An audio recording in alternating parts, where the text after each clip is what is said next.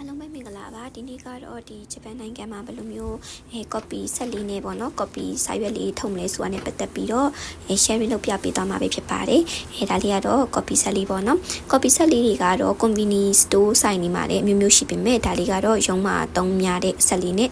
copy ဆွဲပြပေးသွားမှာဖြစ်ပါတယ်အဲ့ဒါဆိုလို့ရှိရင်စပြီး copy ဆွဲကြရအောင်နော် copy ဆွဲလေးကိုနှိပ်လိုက်ပါပြီးရင်တော့ဒီပေါ့နော်စာရွက်လေးကိုထည့်ပါမယ်အဲ့နေရာမှာဒီ A4 A3 A5 ကိုကြိုက်တဲ့ရာ size လေးတွေကိုရွေးပေးပါပြီးလို့ရှိရင်အဲ့ဒီ stat တို့ဆိုတာလေးကိုနှိပ်လိုက်ရင်ရပါပြီဒါလေးကတော့ရှီတော့ခုတော့ပေါ့နော် black and white အနေနဲ့ထုတ်တာဖြစ်ပါတယ်ဆိုရင် copy できましたဆိုရင် copy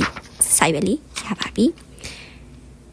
ပေါ့နော်အဲ့လိုမှမဟုတ်ဘဲနဲ့ကာလာလေးကိုရွေးပြီးတော့ကာလာလေးထုံမယ်ပေါ့နော်ကာလာလေးကိုရွေးပြီးတော့နှစ်ဖက်လုံးလာချင်တယ်ဆိုရင်လျောမန်နှစ်ဖက်လုံးပါချင်တယ်ဆိုရင်အဲ့ဒါလေးလျောမန်ဆိုတာလေးကိုနှိပ်ပြီးတော့ stat တူလေးကိုနှိပ်လိုက်မယ်ဆိုလို့ရှိရင်ဒီနှစ်ဖက်လာနဲ့ copy စာရွက်လေးရပါပြီကာလာလေးလည်းပါတယ်ပေါ့နော်